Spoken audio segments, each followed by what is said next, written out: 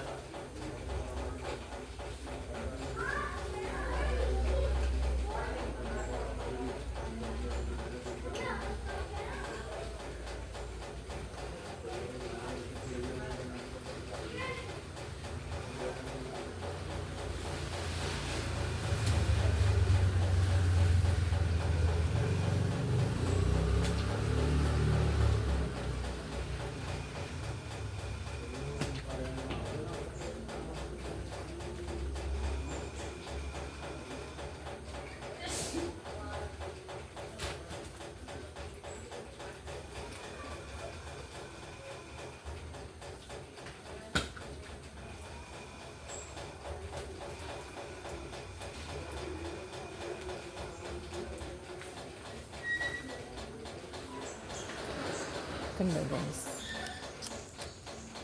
ഇല കിട്ടും. ഇനി ഇത് വാഷ് ചെയ്ത് നമുക്ക് ബാക്കി കാര്യങ്ങൾ ചെയ്യാം.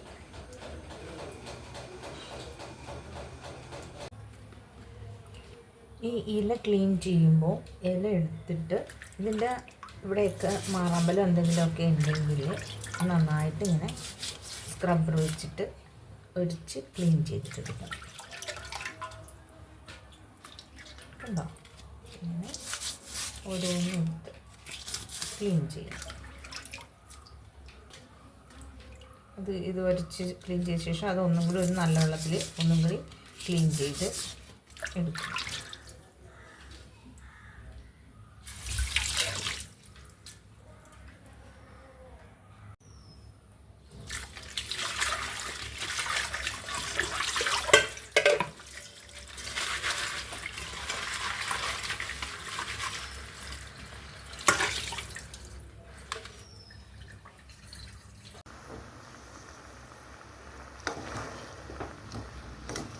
ചക്കട ഉണ്ടാക്കാനായിട്ടുള്ള ശർക്കര ഉരുക്കിക്കൊണ്ടിരിക്കുകയാണ്. ഇത് ഉരുകിയ ശേഷം നമുക്ക് അരിച്ച് അരിപ്പൊടിയിലേക്ക് ചേർക്കാം. നന്നായി ഉരുകിയ ശേഷം ശർക്കര നീര്, അരിപ്പൊടി, ചക്ക വിളയിച്ചത് ഇങ്ങനെയുള്ള കൂട്ടിലേക്ക് ഒഴിക്കാം.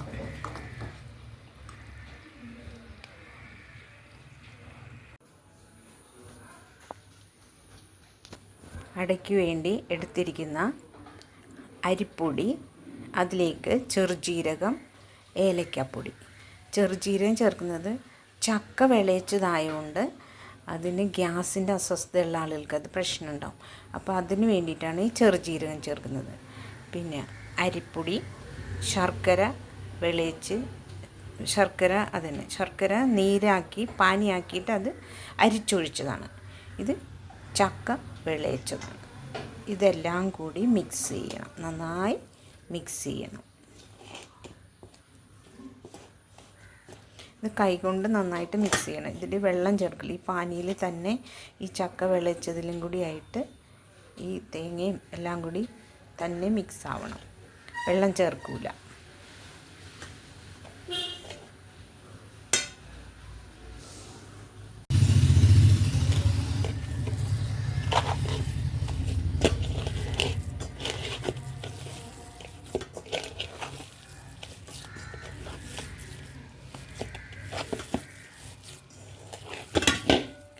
ഇങ്ങനെ നന്നായി കുഴച്ച് ഇങ്ങനെ തേച്ച് കുഴച്ചെടുക്കുക.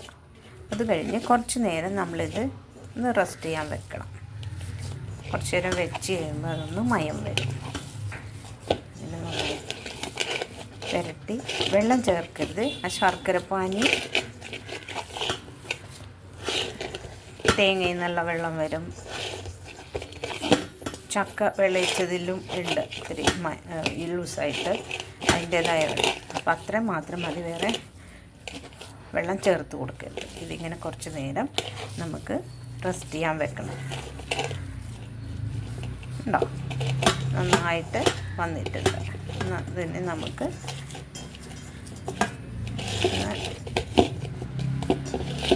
തട്ടിപ്പൊത്തി ഇങ്ങനെ റെസ്റ്റ് ചെയ്യാൻ വെക്കാം. കണ്ടോ, ആ ഏലക്കടയൊക്കെ നല്ല മണം ഇപ്പം തന്നെ വരുന്നുണ്ട്. നല്ല ടേസ്റ്റ് ആയിരിക്കും. നമുക്കിനി ഇലയിൽ പൊടി കുഴച്ചത് എങ്ങനെ ഇതിലേക്ക് ആക്കാമെന്ന് നോക്കാം. കണ്ടോ, ചെറിയ സ്പൂണിലെടുത്തിട്ട് അത് ആ ഇലയിലേക്ക് പതിപ്പിച്ച് കൊടുക്കണം.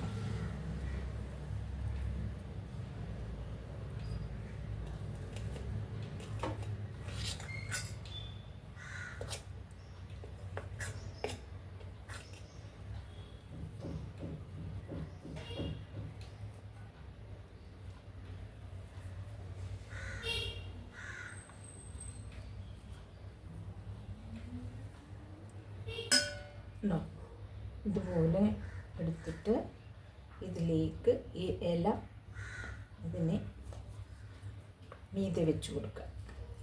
ഓരോന്ന് ഇതുപോലെ ചെയ്തെടുക്കണം.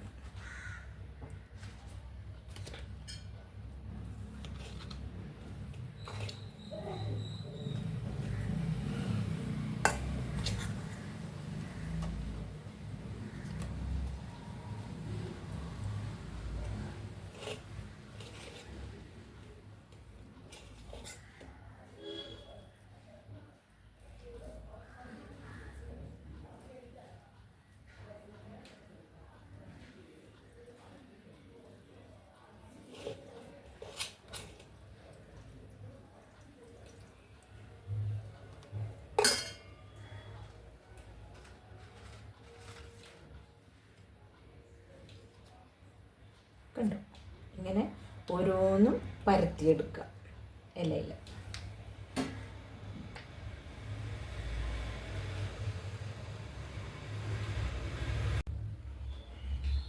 കണ്ടോ, ഇലയിൽ എല്ലാം ആക്കിയിട്ടുണ്ട്.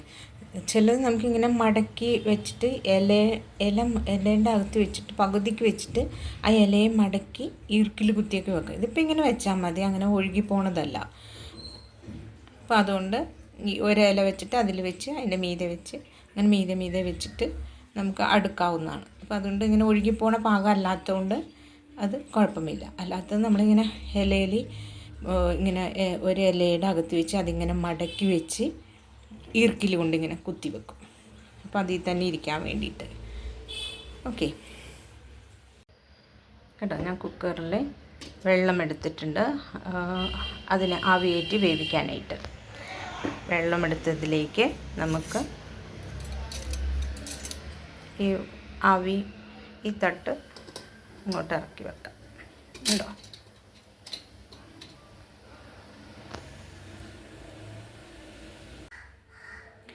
തിളക്കുന്ന വെള്ളം ഇതിലേക്ക് ആവാതിരിക്കാനായിട്ട് ഞാൻ ഇങ്ങനെ ഒരു പാത്രം മീതിയിൽ വെച്ച് കൊടുത്തിട്ടുണ്ട്. അല്ലെങ്കിൽ അടിയിൽ നിന്ന് ഇങ്ങനെ തിളക്കുമ്പോൾ ഇതിൽ ആകുമല്ലോ. അപ്പോൾ അതിന് വേണ്ടിയിട്ട് ഇത് വെച്ചിട്ടുണ്ട്. എന്നിട്ട് നമുക്കിതിലേക്ക് നിരത്താം.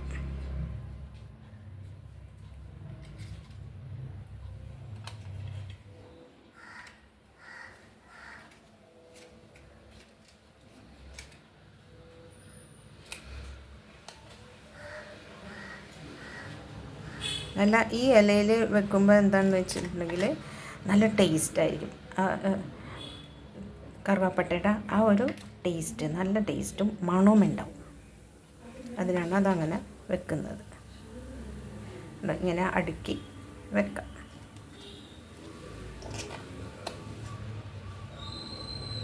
അതിൻ്റെ ആ ഇല മുട്ടിയിരുന്നാലും മതി. അല്ല, ഈ ഇലയുടെ തണ്ടും ഇലയെല്ലാം കൂടി ആ ഇഡ്ഡലി തട്ട് നമ്മൾ വെക്കുമ്പോൾ അതിൽ വെള്ളത്തിലിട്ട് വെച്ചാലും മതി. ആ ആവി കൊണ്ടാലും ഈ ഇലയിൽ പൊതിയാനില്ലെങ്കിൽ അതിനും നല്ല മണവും ടേസ്റ്റും അതിൻ്റെ കിട്ടും.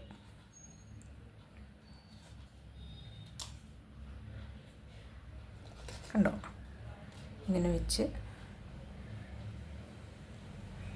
കുക്കർ നമുക്ക് അടക്കാം. കണ്ടോ, കുക്കർ ഞാൻ മൂടിയിട്ടുണ്ട്. ഇതിന് ഇവിടെ വെയിറ്റ് ഇടേണ്ട ആവശ്യമില്ല. ഇങ്ങനെയുള്ള ആവിയിൽ വേവിക്കാൻ വെക്കുന്ന സാധനങ്ങൾക്ക് നമ്മളിവിടെ വെയിറ്റ് ഇടണ്ട.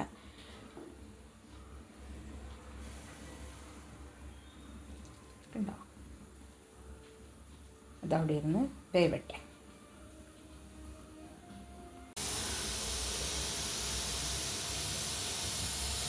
കാണാമോന്ന് അറിയില്ല. അത് നന്നായിട്ട് ഉണ്ടോ, നന്നായി ആവി വരുന്നുണ്ട്. ഇനി നമുക്കൊന്ന് ചെറുതായി ഒന്ന് തീ കുറച്ച് വെക്കാം. അത് ചെറിയ തീയിലിരുന്ന് വെന്തോട്ടെ.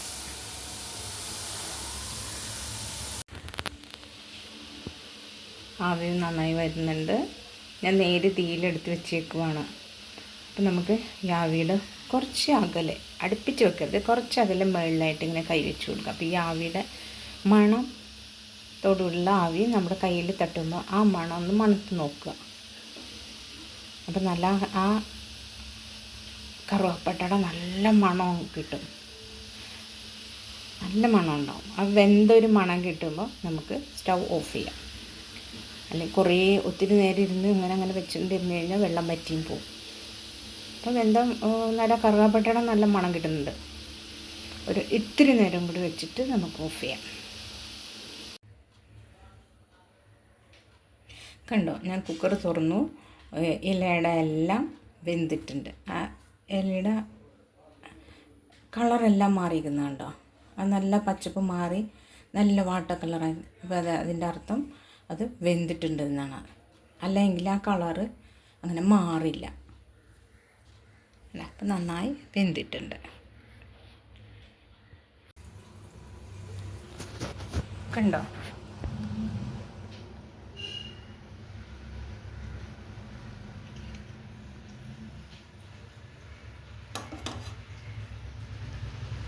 നല്ല നന്നായിട്ട്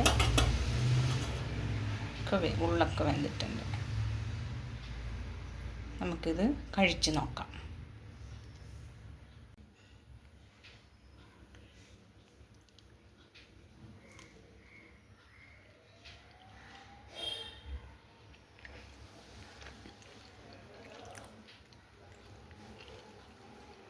നല്ലതായിട്ടുണ്ട്, നല്ല ടേസ്റ്റ് ഉണ്ട്. നല്ല സോഫ്റ്റുമാണ്. ആ ചക്കയുടെ ടേസ്റ്റും കറുവപ്പട്ടയുടെ ടേസ്റ്റൊക്കെ നന്നായിട്ടുണ്ട്. എല്ലാവരും ഉണ്ടാക്കി നോക്കണം. നല്ല ടേസ്റ്റാണ് കേട്ടോ. Okay, thank you.